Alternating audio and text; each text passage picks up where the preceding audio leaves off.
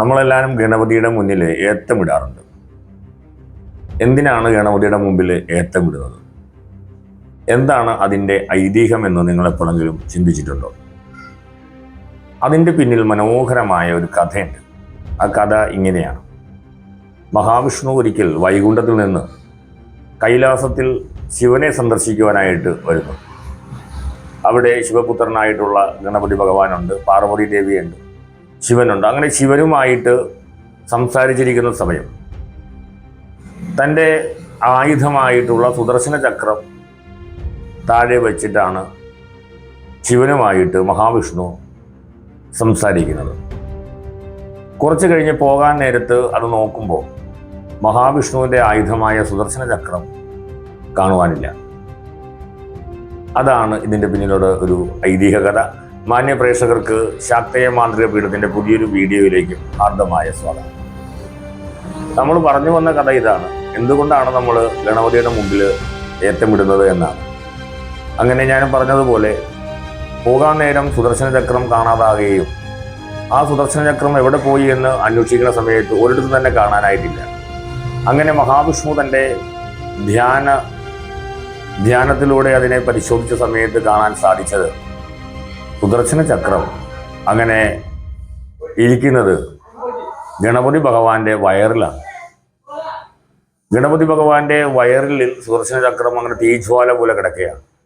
അത് പുറത്തെടുക്കാൻ മഹാദേവൻ പണിപ്പെട്ടിട്ട് പോലും നടന്നില്ല എന്നുള്ളതാണ് സത്യം.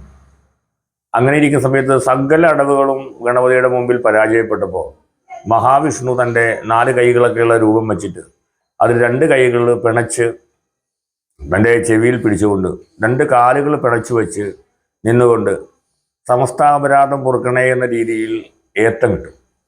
ആ ഏത്തമിടൽ കണ്ടതോടുകൂടി ആ 4 കൈകളുള്ള ഭഗവാൻ നിന്ന് ഏത്തമിടുന്നത് കണ്ടപ്പോൾ ഗണപതി ഭഗവാന് ചിരി അടക്കാൻ സാധിച്ചില്ല. അങ്ങനെ ചിരിച്ച് ആ ചിരിയുടെ അവസാനം അത് പുറത്തേക്ക് കക്കിപ്പോന്നു. അങ്ങനെ സുദർശന ചക്രം തിരികെ മഹാവിഷ്ണുവിൻ്റെ കൈകളിൽ എത്തുകയും ചെയ്തു. അന്നത്തോടുകൂടിയാണ് മഹാവിഷ്ണു അന്ന് ചെയ്ത ആ ഒരു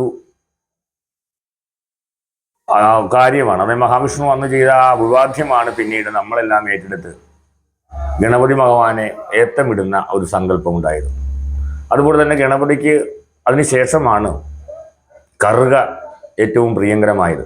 കാരണം മഹാവിഷ്ണുവിൻ്റെ ആയുധമായ സുദർശന ചക്രം ഉള്ളിപ്പോയ സമയത്ത് അതിൻ്റെ ജ്വാല കൊണ്ട് ശരീരം മുഴുവൻ ചുട്ടുപഴുക്കുന്ന പോലെയുള്ള ഒരവസ്ഥ വന്നു. അന്ന് ദേവിയുടെ നിർദ്ദേശപ്രകാരം കറുക എന്ന പുല്ല് അരച്ച് ഗണപതിയുടെ മേത്ത് തേക്കുകയും അതോടുകൂടി അതിൻ്റെ തീജ്വാല അല്ലെങ്കിൽ അതിൻ്റെ ആ താപം അടങ്ങുകയും ചെയ്തു. അതിനുശേഷമാണ് ഗണപതിക്ക് നമ്മൾ കറുകമാല അദ്ദേഹത്തെ ചാർത്തുന്നതും. അതിനുശേഷമാണ് നമ്മൾ ഇന്ന് കാണുന്ന തരത്തിലുള്ള ആ ഒരു അഭിവാദ്യ രീതി, ഗണപതിയുടെ മുമ്പിൽ ഏത്തമിടുന്ന അഭിവാദ്യ രീതി തുടങ്ങിയത്. ഈ കഥ അല്ലെങ്കിൽ ഈ ഐതിഹ്യം നിങ്ങൾക്ക് ഇഷ്ടമായി എന്ന് വിചാരിച്ചുകൊണ്ട് നിർത്തുന്നു. നമസ്തേ.